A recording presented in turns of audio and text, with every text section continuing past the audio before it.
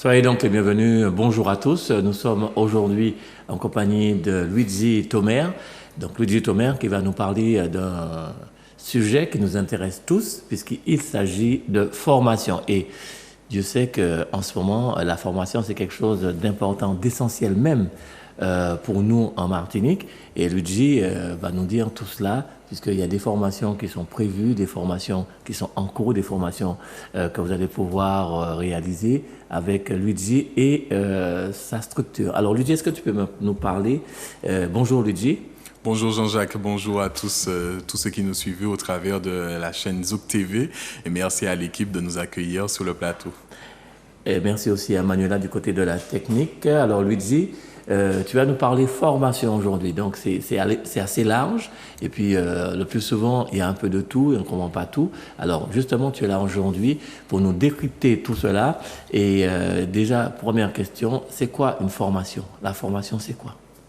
Alors la formation, effectivement, à JMJ Formation, donc nous nous situons sur Délon, nous proposons de la formation continue. Donc nous avons le cursus initial, donc effectivement celui qui ira à l'école, qui ira se former sur une période, sur une durée, et la formation continue qui intervient toujours en milieu de vie, une reconversion professionnelle. Donc on va proposer des formations, un parcours de formation pour leur permettre d'accéder soit à un retour à l'emploi, soit à un développement de compétences.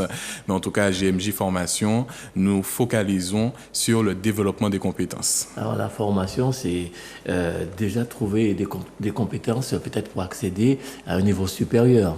C'est ça. C'est un peu ça. Et puis tu t'as entendu parler de JMJ. C'est quoi JMJ? JMJ Formation, c'est un organisme de formation qui a été créé par Madame Joseph Mathurin et Jocelyne. D'où JMJ? D'où le JMJ, donc son nom de famille, Joseph Mathurin, et son prénom Jocelyne. Alors, pourquoi cette structure a été créée? Est-ce qu'il y avait un réel besoin? Et qui est concerné par ces formations? Alors, je dirais que oui, il y avait un réel besoin parce qu'aujourd'hui, nous sommes on monte en compétences. Madame Joseph Mathurin était aussi, c'est une ancienne formatrice. Enfin, je dirais, c'est une formatrice, mais avec beaucoup d'expérience dans la formation. Elle a remarqué que beaucoup de jeunes, beaucoup d'adultes ont arrêté l'école très tôt. Mm-hmm. Il était essentiel de leur donner cette possibilité-là, ce soutien pour accéder à la formation et aussi à un bac, à un niveau supérieur. Parce qu'elle a beaucoup enseigné pour des BTS, des licences. Mais il y a beaucoup de personnes aussi, parce que nous sommes acteurs de la lutte contre l'illettrisme. Il y en a qui ont besoin. Il y en a qui ont besoin de soutien, qui ne savent pas lire, qui ne savent pas écrire. Et JMJ Formation, au contraire, ouvre ses portes pour ces personnes-là pour leur dire que c'est possible pour eux d'accéder à une formation. Luigi, ça paraît intéressant, mais comment la structure fait pour faire savoir que ces formations existent? Est-ce qu'il y a un moyen? Est-ce que c'est sur les ondes, sur les réseaux, dans les journaux? Comment la structure fait pour communiquer, pour que les gens sachent? Parce qu'il y a certainement des demandes. Il y a des demandes, il y a des gens qui sont là en attente et qui cherchent à savoir, qui ne trouvent pas le plus souvent. Comment vous faites? Alors déjà, Jean-Jacques, par rapport à l'actualité, je crois qu'on est totalement dans la digitalisation. Ah oui. Nous avons nos réseaux, Facebook, Instagram, LinkedIn, tous les réseaux qui peuvent exister pour justement avoir une visibilité sur l'organisme de formation. Après, nous travaillons aussi avec des partenaires ou aussi le Pôle emploi, les OPCO. Nous travaillons aussi avec les entreprises. Donc, en étant déjà inscrits sur des plateformes, on a cette visibilité-là directement auprès des demandeurs d'emploi, auprès aussi des salariés. Alors aujourd'hui, sur le plateau, tu veux sensibiliser qui? Alors, tout type de public, parce qu'aujourd'hui, demandeur d'emploi, tu as des dispositifs qui sont possibles pour financer ta formation. Salarié aussi, tu as aussi des dispositifs. Et la personne qui n'a pas de travail, qui n'est pas demandeur d'emploi, il y a toujours une solution. Ah oui, il y a des solutions, il y en a. Et justement, alors JMJ, comment? JMJ Formation. Alors, JMJ Formation est basée où? Et puis, alors, la question, c'est quels sont, puisque tu en as parlé, plus ou moins là il y a quelques secondes, les formations que la structure propose. Quelles sont les formations? Est-ce qu'il y a des formations particulières? Toutes les formations, puisque tout à l'heure là tu as parlé aussi de personnes qui sont à la recherche d'emploi, qui pourraient se former et accéder à un niveau supérieur. Mais est-ce que ça s'arrête qu'à ça? Qu'est-ce que vous proposez au niveau de l'organisme? Alors, sous notre offre de formation, nous avons un planel de formation. Maintenant, tout est possible chez nous. On parle sous ce principe. Mais comme tu dis, quelque chose... Tout est possible, c'est important. Tout est possible. Tout est possible, ça veut dire que toi qui recherches une formation, on va toujours trouver la solution pour toi. On va pas te dire non, on ne propose pas cette formation, mais au contraire, on va te rediriger. C'est jamais arrivé que vous dites non? Ça n'arrive pas chez nous. Ça n'arrive pas. Au contraire, on va chercher la solution parce que si cette personne repère JMJ Formation comme organisme, ça veut dire qu'il recherche un besoin, qu'il recherche une attente, qu'il recherche une écoute pour qu'on puisse répondre à un besoin qu'il a. Donc, nous, JMJ Formation, comme tu disais, de formation particulière, nous avons des formations comme la remise à niveau en expression écrite et orale. Nous avons des formations FLE, français langue étrangère, des formations français langue étrangère. Donc, pour apprendre aux personnes étrangères à parler la langue française. Donc, c'est le français qui devient une langue étrangère. Alors, le FLE, français langue étrangère, donc c'est-à-dire au travers de la langue créole ou au travers justement de cette langue-là, l'anglais par exemple, on va leur apprendre à parler le français. Nous avons des formations en informatique, des formations avec plusieurs niveaux, hein. Donc nous avons les essentiels du numérique, nous avons le B2I, brevet informatique et Internet, nous avons aussi le PCIE, le passeport de compétences informatiques européen, donc ce sont des certifications qui permettent justement à des salariés de retourner, de développer leurs compétences et justement de pouvoir attester qu'ils maîtrisent les outils numériques. Des formations en comptabilité, donc on parle de la comptabilité, gestion commerciale, comptabilité générale, bilan comptable, gestion de la paye. Après, nous avons le titre professionnel, gestionnaire, comptable et fiscal. Des formations diplômantes comme le titre professionnel, formation de formateur, mais aussi la VAE, la validation des acquis, où c'est vraiment primordial de pouvoir valider une expérience quand on a pas mal d'années dans une entreprise. Alors, ça veut dire, Luigi, que si moi ou Manuela, par exemple, qui ont une expérience dans l'audiovisuel, on souhaite évoluer et qu'on devienne, enfin Manuela, c'est déjà plus que ça, je pense surtout pour moi, que je devienne un journaliste, par exemple. Et j'ai déjà fait des reportages, j'ai déjà fait plein de choses, et j'aurais aimé que ces acquis-là soient validés. Est-ce que c'est pris en compte? Est-ce que c'est officiel? Est-ce que c'est reconnu au niveau de l'État? Est-ce que c'est quelque chose de normal, de bien? Comment je peux dire ça? Je ne sais pas, mais est-ce que c'est... C'est officiel. Est-ce que c'est officiel? Est-ce que c'est quelque chose d'officiel? Alors, c'est vraiment essentiel de pouvoir valider cette expérience. Maintenant, chaque expérience équivaut à un diplôme que vous allez valider. Nous, on a une procédure très simple. Ces diplômes-là sont reconnus par l'État? Tout à fait. Ah bon? Donc, on va aller directement sur France Compétences, on va directement regarder les diplômes qui vous correspondent en fonction de l'expérience que vous avez. On va en tirer l'expérience pour valider le diplôme. Il y a une procédure très simple. Il y a un diagnostic qui est établi, donc en fonction du parcours, en fonction des tâches réalisées. Le nombre d'années passées. Voilà, le nombre d'années passées. Maintenant, il faut 1 an d'expérience pour valider un diplôme. Avant, c'était 3 ans. Dans la profession? C'est ça. Donc, il y a un référentiel avec une liste de tâches. Cette liste de tâches, si tu as effectué, Jean-Jacques, mais au contraire, je t'invite à passer à JMJ Formation pour valider ce diplôme. Alors, admettons qu'effectivement, je passe à JMJ. Je prends l'exemple comme ça. Admettons que je passe à JMJ pour valider ces tâches. Mais à ce moment-là, l'organisme JMJ va me demander de payer ces formations. Parce que comment je fais, moi? Alors, c'est très simple. Après ce diagnostic-là, on va repérer le certificateur. Donc, le certificateur, il y aura un livret de demande de recevabilité à déposer, un dossier de demande de recevabilité. Une fois que ton dossier est recevable, nous, JMJ Formation, on va t'accompagner pendant 24 heures. On va te préparer sur ton livret 2 pour vraiment, avec ton jargon professionnel dans le domaine digital, dans le domaine des médias, préparé, j'ai fait ça comme ça, j'ai animé un plateau, voilà, j'ai reçu, j'ai renseigné, voilà, tu connais ton métier, tu connais effectivement le jargon approprié à cette activité-là. Après le livret 2, tu devras déposer justement ce livret 2 pour passer devant un jury.